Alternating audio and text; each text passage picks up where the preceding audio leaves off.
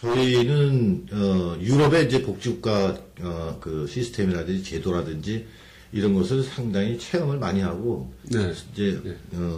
혜택도 실제로 많이 받고 그랬는데 아까 이제 얘기가 나왔었습니다만 교육비가 이제 없다든지 네. 거기에다가 또 저소득자한테는 장학금을 네. 다는 주고 이런 제도도 있고 네. 그래서 굉장히 부럽고 네. 그런데 어떻습니까? 어떤 부분 예를 들면 독일 같은 경우에 그 독일 같은 경우가 우리가 아까 얘기했던 어떤 북유럽 복지국가보다는 수준이 좀 떨어지지만 나름대로 상당한 수준의 복지 제도를 가지고 있습니다. 그래서 아까 그 대학생 얘기를 조금만 좀 제가 더하면요. 예를 들면 등록금이 이제 무료인데다가 이제 고학년이 돼서 어떤 생활비 등록금이 아닌 그 대학생들의 생활비를 국가가 일정 기간 동안 상당한 기간 동안 대출을 해주고 있습니다. 그래서 학자금 융자. 그렇죠. 예. 아니 학자금이 아니라 생활비를 융자해 주는 것이죠. 그 기간 동안에 등록금이 없으니까 그렇죠. 아르바이트를 하지 말고 공부에 전념해서 하라는 것이죠. 그래서 그 기간 동안에 그 대출을 해주고 그 학생이 졸업해서 나중에 직장을 얻고 나서 갚는 것이죠. 그러면 직장을 못 구한 사람들은 어떡하냐? 실업자의 경우에 일정 기간이 지날 경우에는 그 대출에 대한 어떤 그 대출을 갚아야 되는 의무가 면제돼 버립니다. 그래서 그러면 국가가 돈을 손해본 것이 아니냐 이렇게 생각할 수 있지만 국가 입장에서는 실직을 당한 사람한테 그거를 실직당한 것도 힘든데 그것을 국가가 다시 그 돈을 돌려간다는 것은 옳지 않다라고 생각하는 그런 입장에서 펼치는 정책입니다. 저는 그런 점에 비춰보면 상당히 교수로서 학생들한테 상당히 빚지고 있다, 미안하다, 이런 생각을 종종 합니다. 우리 사립대학교 등록금이 사실 싼 게 아니거든요.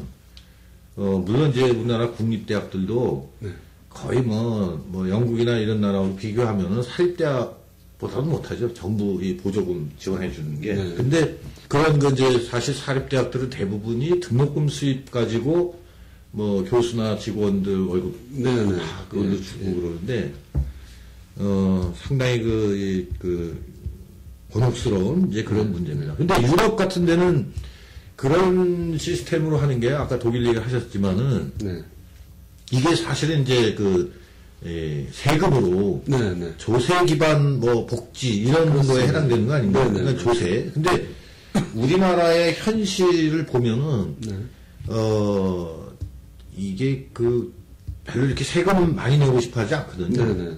그리고 이제 안 된 얘기입니다만 사실 탈세하시는 분들도 많이 계시고 그래서 이게 복지 제도를 저희가 이제 교육뿐만 아니라 다른 영역까지 생각해 보면 이게 요새 이제 조세 기반 복지 이런 게 이제 민주당, 한나라당 이런 국회의원들 사이에서도 도마 위에 올라가지고 막 논쟁도 하고 그러는데 이 조세 그다음에 이제 조세 저항, 탈세 이런 문제에 대해서 어떻게 지금 많은 질문을 주셨는데요. 조세 저항 조세 그거 하나만 가지고 얘기하시죠. 일단 한번 먼저 예를 좀 들어보고 싶습니다. 첫째, 그럼 조세 저항, 대부분 국민들은 사실은 세금 많이 내기 다 싫어하죠. 선생님도 그렇지 않습니까? 저도 그렇고, 같은 값이라면은 아주 특별히. 저도 한 40% 정도 되는 것 같아요. 근데 이제, 조세 저항과 관련된 재밌는 연구가 있었습니다. 복지국가에서. 뭐냐면, 이른바 이제 복지 선진국이라는 스웨덴과 좀 복지 후진국이라고 하는 미국을 비교했는데요. 조세 비율은 스웨덴 사람들이 조세 부담률이 훨씬 높죠.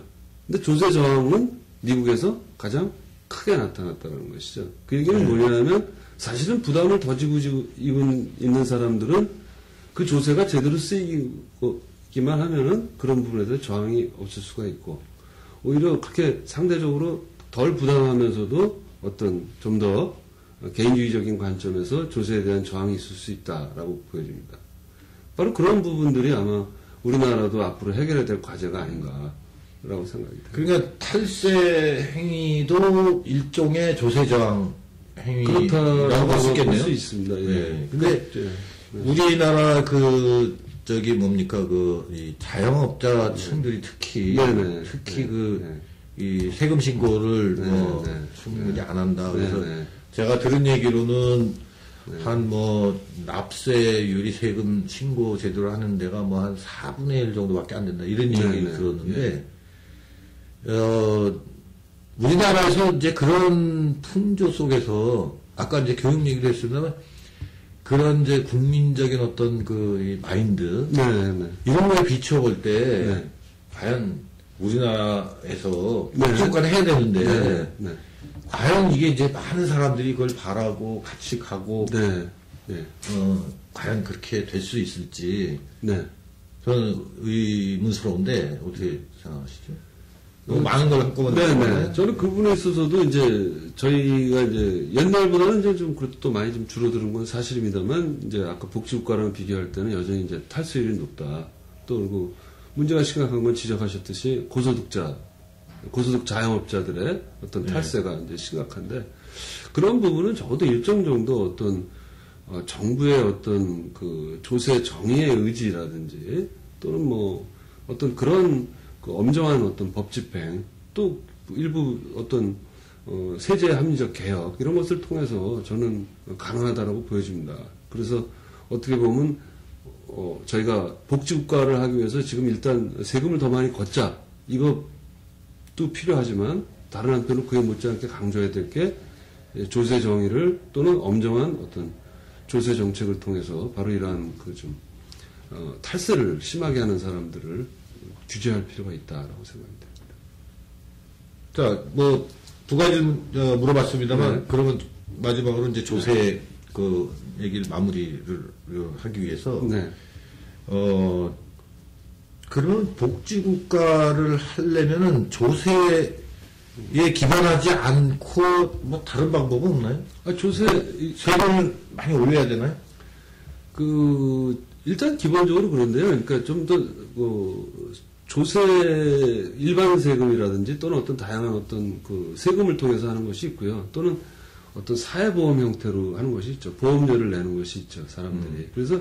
준조세. 준조세적 성격이라고 볼 수 있죠. 근데 아무래도 그런 부담은 전체적으로 국민들이 올라갈 수밖에 없다.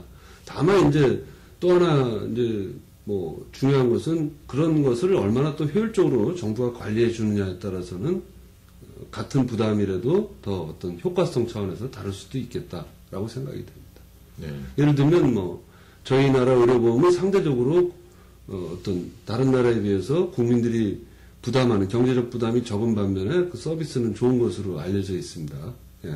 그런 것들을 저희가 좀 더 노력을 해야 될 필요가 있다라고 생각이 됩니다.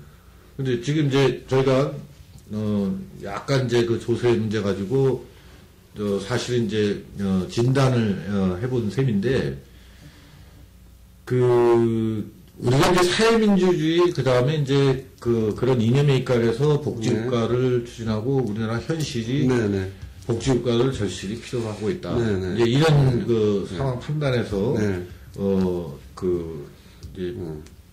출발한다면, 그러면 이제 이게 또 다른 방식으로는 세금을 올려야 된다. 이런 얘기로 이제 될 수도 있는 거거든요. 그러면 무슨 얘기가 되냐면, 국민적인 그 조세 저항 심리 같은 거. 이런 것들이 굉장히 큰데.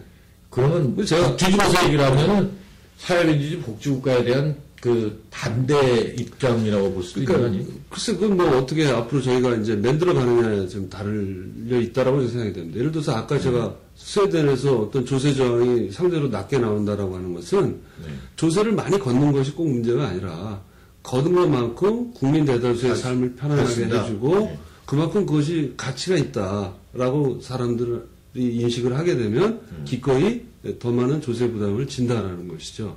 바로 그런 측면에서 저희가 어떻게 그쪽 모델이라고 하는 것이 왜 그 사람들은 더 많은 조세 부담을 하면서도 조세 저항이 적을까 이 문제를 고민해 봐야 됩니다. 우리나라도 사실 그렇게 유럽에 비해서는 세금을 많이 안 내면서도 일종의 조세저항이 또 있는 거거든요. 네. 제대로 안 쓴다. 이런 이유 때문에 그런 거겠네요. 네, 그런 부분들도 상당히 많죠. 정부가 뭐 네, 어떤 정부가 엉뚱하게 낭만 쓴다. 낭만이라든지 어떤 그런 부분들이. 예, 그렇군요. 예. 저희가 뉴스에서 뭐 가끔 종종 접하지 않습니까?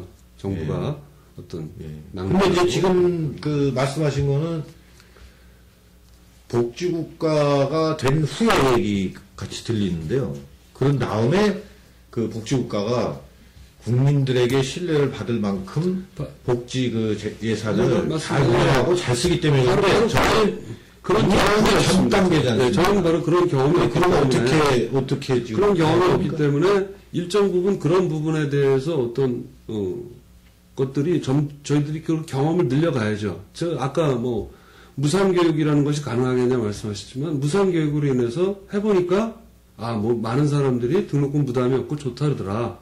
그렇다면 일정 정도 거기에 대한 어떤 부담은 어떤 계층적 차이에 따라서 지는 것이 좋겠다. 그것이 되면 그것이 제도가 정착되는 것입니다. 네. 우리가 또 뭐 아까 아동수당이라든지 기타 뭐 많습니다. 그런 것들 뭐 영국 같은 나라의 NHS 뭐 이런 것들 네. 또 좋은 예를 알겠습니다. 네. 그럼 이제 마지막으로 네. 윤 선생님은 우리나라에서 국민업형 복지국가가 가능하다 이렇게 보시는 것 같은데 네. 네. 저희가 이제 쭉 얘기를 해보고 진단해봤습니다만 네.